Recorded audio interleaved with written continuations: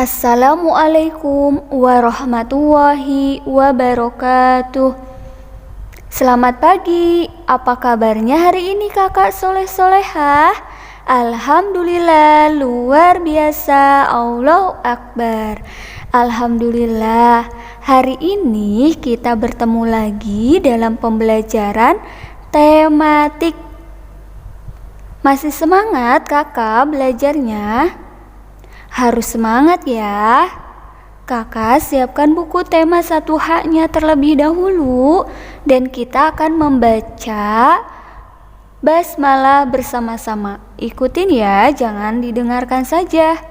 Bismillahirrahmanirrahim. Nah, sekarang buka di bukunya di halaman 127. Hari ini kita akan belajar di subtema 4, pembelajaran 1-3, tema 1H. Di halaman 127 ada teks yang judulnya banjir. Ibu akan bacakan, kakak cukup dengarkan dan perhatikan halamannya ya. Saat musim penghujan, hujan turun terus-menerus. Hujan yang terus-menerus dapat menimbulkan banjir. Banjir adalah genangan air di tempat luas. Banjir merugikan manusia.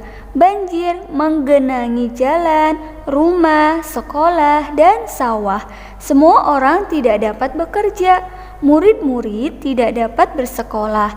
Tanaman padi membusuk, petani pun gagal memanen padi. Nah, teks ini bercerita tentang bagaimana keadaan ketika banjir. Banjir itu berarti genangan air yang berada di tempat yang luas. Nah, banjir ini merupakan bencana alam yang sangat merugikan manusia. Karena jalanan, rumah, sekolah, sawah itu pasti tergenang oleh banjir dan semua aktivitas manusia jadi terganggu. Sekolah terganggu, bekerja terganggu, dan juga petani tanamannya menjadi busuk dan bisa menyebabkan gagal panen. Jadi banjir itu sangat merugikan ya kak. Terus di halaman 128, lihat lagi ya kak. Di paling atas, musim penghujan juga dapat menimbulkan bencana tanah longsor. Tanah longsor adalah runtuhnya tanah pada lahan yang miring.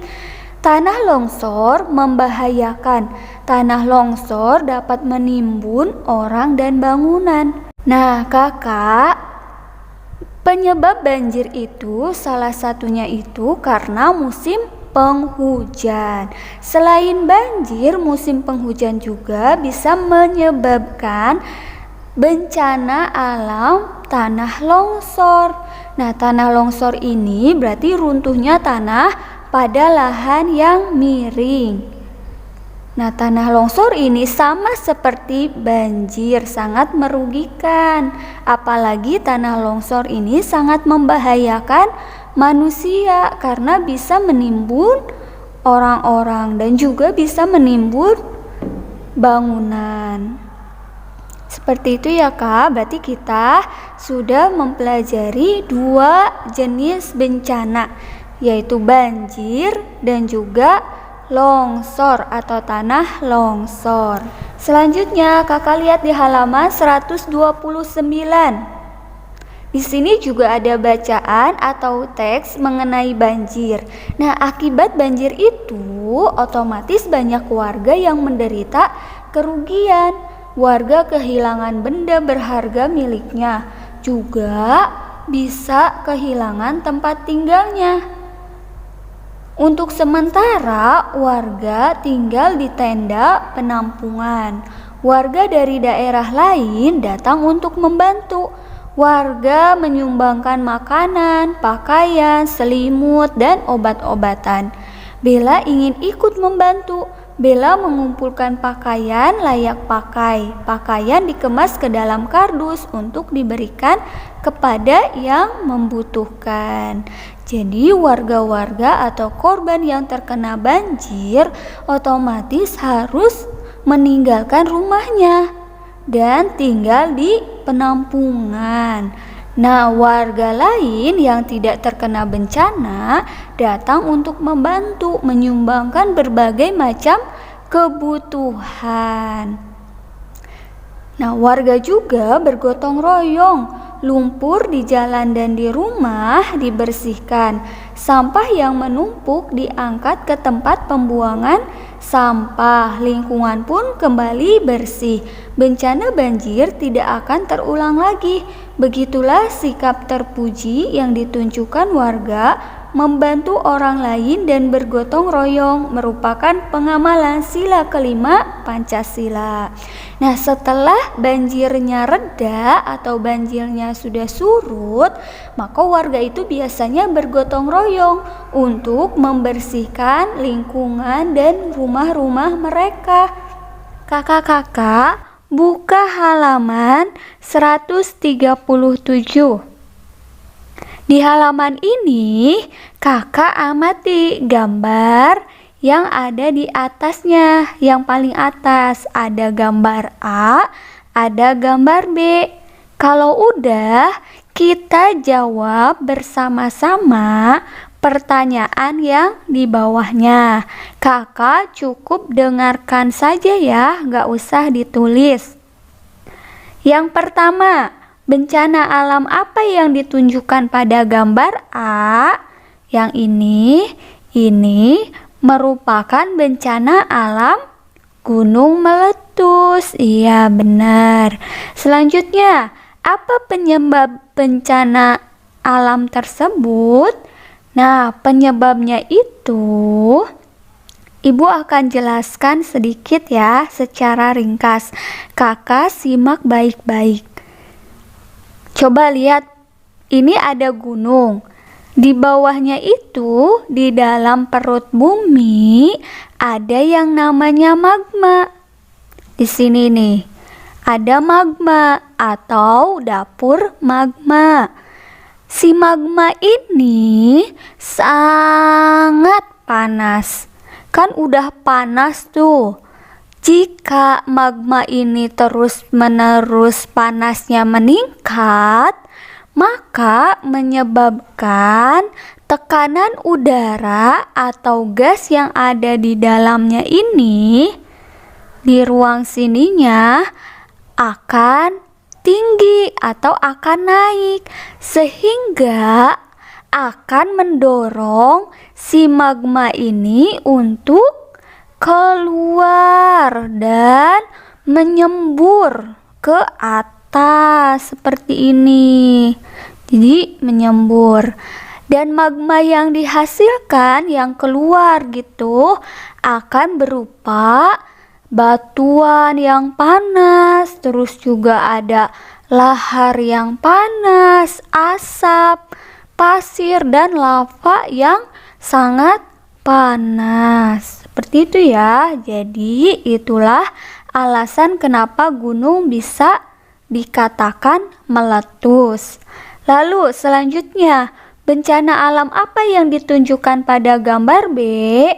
Yang gambar B ini menunjukkan bencana kekeringan.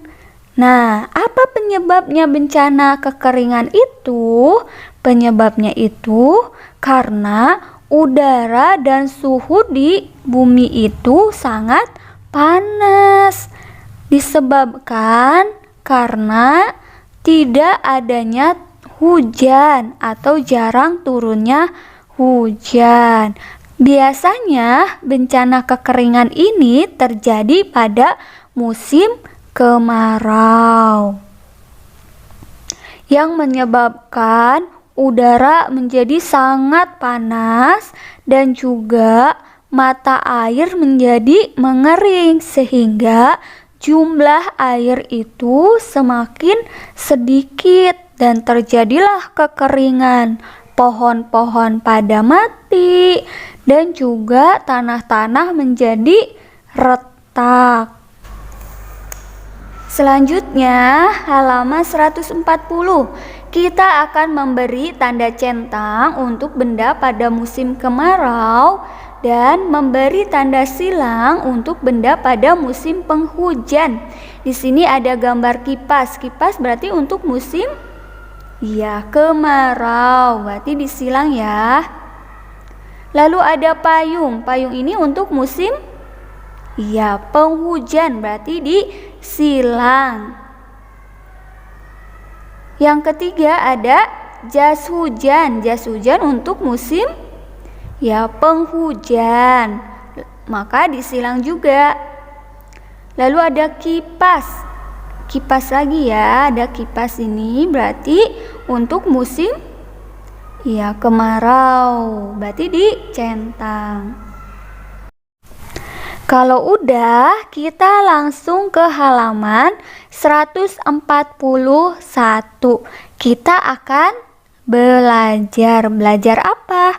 Tadi kan udah sedikit dibahas tentang bencana kekeringan. Itu dapat menyebabkan pohon itu mati.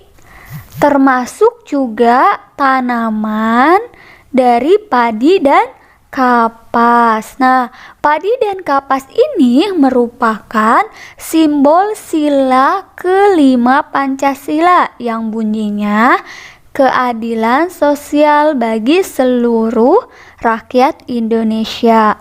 Nah, simbol ini mempunyai atau melambangkan kesejahteraan. Kalau padi itu melambangkan makanan, kalau kapas itu melambangkan pakaian.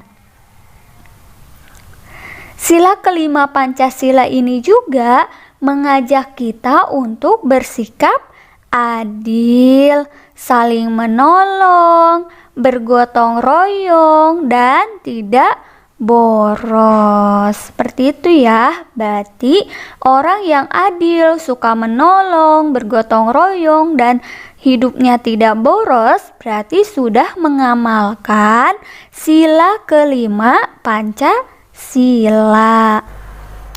Nah, alhamdulillah pembelajaran kita telah selesai hari ini. Tadi kita sudah belajar apa saja? Iya, kita sudah belajar mengenal bencana banjir, bencana longsor, terus apa lagi tadi?